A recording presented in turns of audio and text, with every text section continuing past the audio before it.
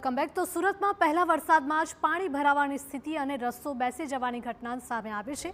સુરતના મેયર માયા માવાણી દ્વારા અધિકારીઓને આડે હાથ લેવાયા। તાત્કાલિક તમામ ઝોનલના અધિકારીઓ સાથે મીટિંગ કરાઈ, વિસ્તારોમાં નિરીક્ષણ કરી તાત્કાલિક રિપેર કરવા સૂચના આપી। ગઈકાલે 3 જગ્યાએ રસ્તો બેસી જવાની ઘટના સામે આવી હતી।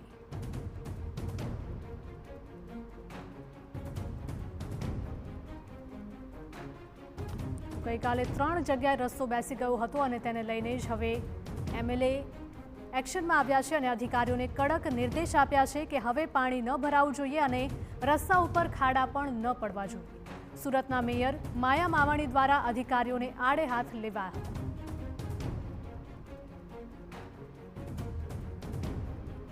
તમામ ઝોનલના અધિકારીઓ સાથે મહત્વની બેઠક કરી અને તાત્કાલિક તપાસના અને કાર્યવાહીના આદેશ આપી દેવાયા છે। લોકોને મુશ્કેલી ન પડે તેનું ધ્યાન રાખવા માટે પણ ખાસ નિર્દેશ આપવામાં આવ્યા।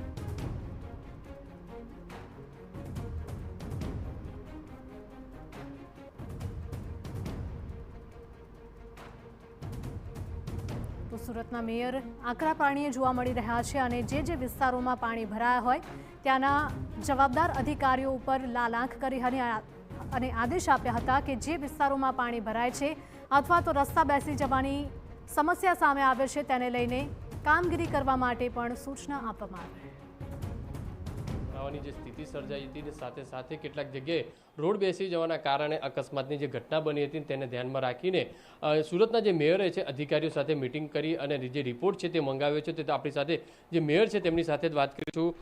બેન, જે રીતે પરિસ્થિતિ પહેલા વરસાદમાં સર્જાઈ તેને લઈને મિટિંગનું આયોજન કઈ રીતના સૂચનો કર્યા છે? સૌને નમસ્કાર। અમને રસ્તામાં જે ભૂવાઓ પડ્યા છે, જે પણ આકસ્મિક ઘટનાઓ બની છે તેની જાણ થતાં અમે તાત્કાલિક ધોરણે કમિશનરશ્રી, તમામ ઝોનના વડાશ્રી અને ચેરમેનશ્રી સાથે કાલે સાંજે 6 વાગે તાત્કાલિક ધોરણે મિટિંગ બોલાવી અને સૂચનો કર્યા કે 48 કલાકમાં આ રોડ રસ્તાની સ્થિતિ શું છે તેનો અમને રિપોર્ટ આપે, તેમજ 48 કલાકમાં બગીચા વિભાગને તરત જ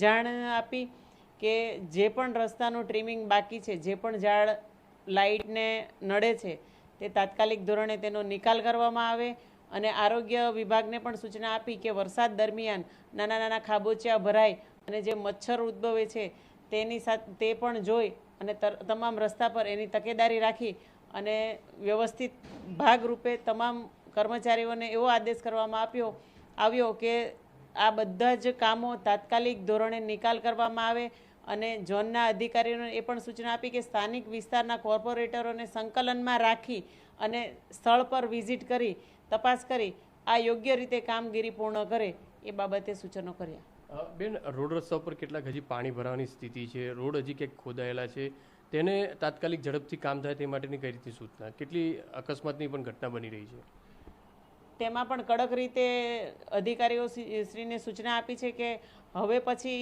આપણે આવો બનાવ ન બને તેની ખાસ કાળજી રાખે અને કયા કયા વિસ્તારોમાં પાણી ભરાયા હતા ગયા વર્ષે અને એમાં આપણે શું કામગીરી કરી છે, એમાં આપણે આ વર્ષે નવું શું કામ કર્યું છે તેના પણ અમે રિપોર્ટો એની પાસે તાત્કાલિક મંગાવ્યા છે। સર, કોઈની બેદરકારી જણાશે કઈ રીતની અધિકારીઓ સામે કાર્યવાહી?